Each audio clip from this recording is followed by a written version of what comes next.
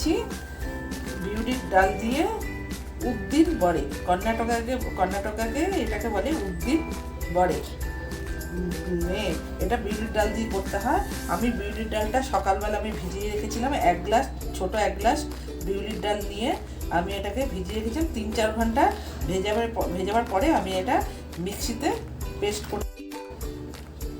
উদ্দিন বড়েতে কি কি আমি দিচ্ছি দেখাচ্ছি আপনাকে। পরিমাণ মতন লবণ, 2টো লঙ্কা কোচানো, তারপরে গোলমরিচ থেতো করে নিয়েছি, অল্প পরিমাণে চালের গুঁড়ো, যেহেতু আমার ব্যাটারটা অল্প সেজন্য চালের গুঁড়ো অল্প পরিমাণে নিয়েছি।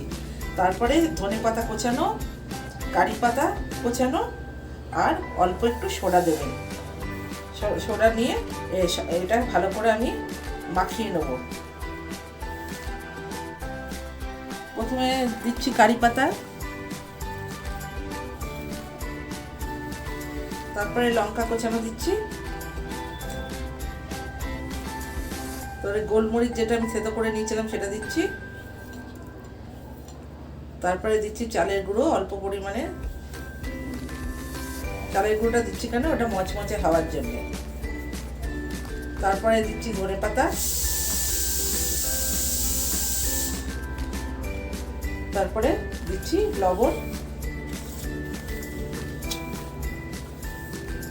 এরপরে আমি দিচ্ছি অল্প পরিমাণে সোডা, যেহেতু ব্যাটারটা আমার কম আছে অল্প পরিমাণে সোডা দিচ্ছি। এইগুলো মিক্সড করে ভালো করে এটাকে ফাটিয়ে নেব।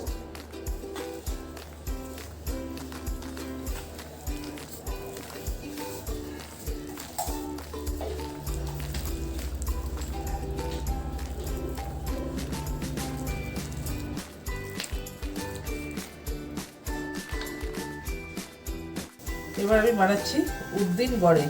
রসবড়ার যে তেলটা ছিল সেটা দিয়ে আমি তেল আর পাল্টাইনি, বড়াটা আমি তুলে রেখে ওই তেলটা দিয়ে আমি এখন উদ্দিন বড়ে বানাচ্ছি। উদ্দিন বড়ে কী কী দিয়েছি আপনাদের দেখিয়েছি, এখন আমি উদ্দিন বড়ে বানাচ্ছি।